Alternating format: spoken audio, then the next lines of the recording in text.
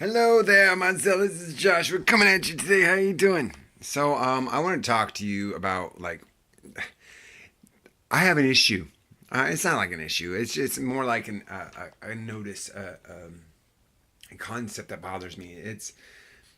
There's a lot of women, or just in our modern society, everybody fears polygamy, and I don't understand why. There are so many things that are good about polygamy, and there's been studies that said that women are more likely to women are more sexually turned on by men and women, and men are either, and every man has fantasies about being with more than one woman at the same time. So it seems natural to me that a standard state of maternal being would be to be in a polygamous relationship. That just seems natural to me.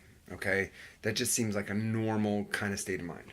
And in fact, you see it throughout all of the animal kingdom that animals, the best males, they mate, and they with the female, with the few female, with all the females, and then the males that are not as successful don't have mates, and they kind of become genetic dead ends. That's fine. That's legit. And that goes back to hypergamy and why there should be hypergamy. And I completely agree with hypergamy as long as it's biblically related, not like physically related. A lot of people focus on hypergamy as if it's like some sort of oh, I need wealth and power and blah blah blah, money and I'm like, no, it's not about that. Spiritual hypergamy, because women are supposed to submit to a man, so therefore there should be a man that has superior knowledge and understanding. There is no. The only reason I can come up with why women fear polygamy, the only reason is loss of power, loss of, just loss of control. It's funny in economy, or in economics. There you go. In economics, there is this concept of monopoly.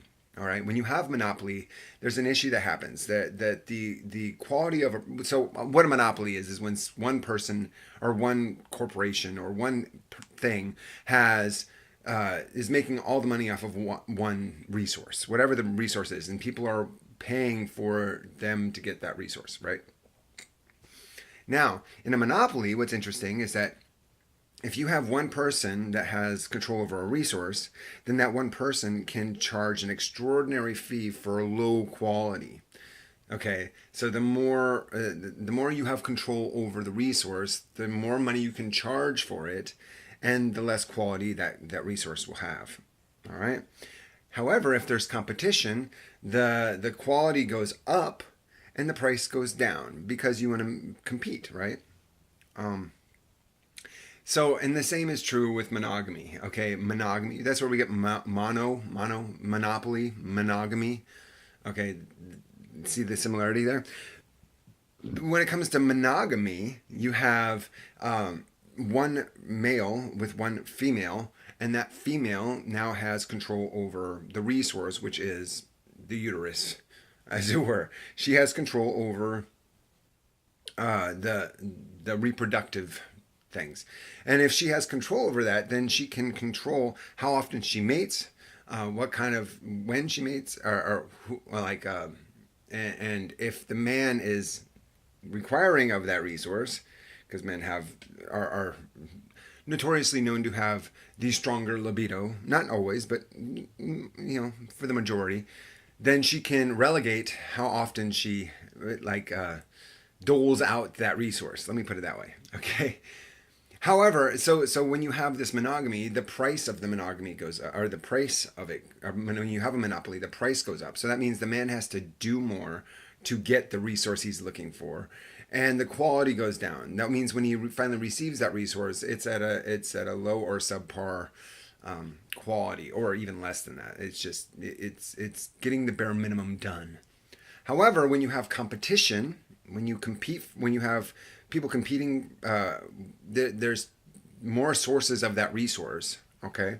And people want to sell that resource, the quality of that resource will go up. Like, this is why we have car manufacturers that are all competing, and so you always have better models every year. And I mean, every year the technology in cars goes up because, or in computers or whatever, because there's so much competition, the quality goes up every year. Just boo doo doo doo doo doo. All right. So when we have, if we had polygamy in our environments, there would be a competition and the quality would go up. And you don't even have to be in monogamy or polygamy. You just, the concept that monogamy or polygamy or monogamy is, it is, you can, optional. If monogamy is optional, then therefore there's a sense of like, listen, the man needs to get his needs met just like the woman needs to get her needs met. And the woman really wants security and she wants love and compassion and attention and all these other things and have her children's needs taken care of. But the man has needs too, and the man's needs need to be met. When there is no competition or no threat of competition, there's no motivation to meet his needs. There's very little motivation to meet his needs because those needs, he has no way to, if you only have one source, you can jack the price and the quality goes down. But if there is an option for him to have an alternate source for that resource, then, obviously we have this situation. So I think the biggest reason why women fear polygamy is because the polygamy means that they lose power. They lose their sense of monopoly. Okay.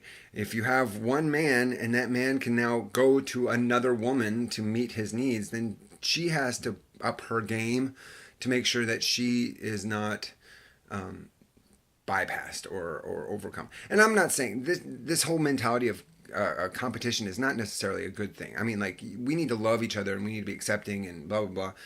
And I'm totally down. We need to have that. But what I'm talking about is the people that are the spouses that have this jealousy mindset. And we really have to conquer this jealousy mindset. Just because you're sharing affection or attention does not mean that you are less than another person. There should be love and respect all around. Anyway, the fear of monogamy or the fear of polygamy is a cultural thing, and if they were allowed to have the kind of intimate relationships that a man has with a woman, that the woman can also have an intimate relationship with the other wives and build this cohesive unit, I think that would be far better for both spouses involved. Because if your resources are short and there is a demand for those resources, then have them go to the other supplier of that resource.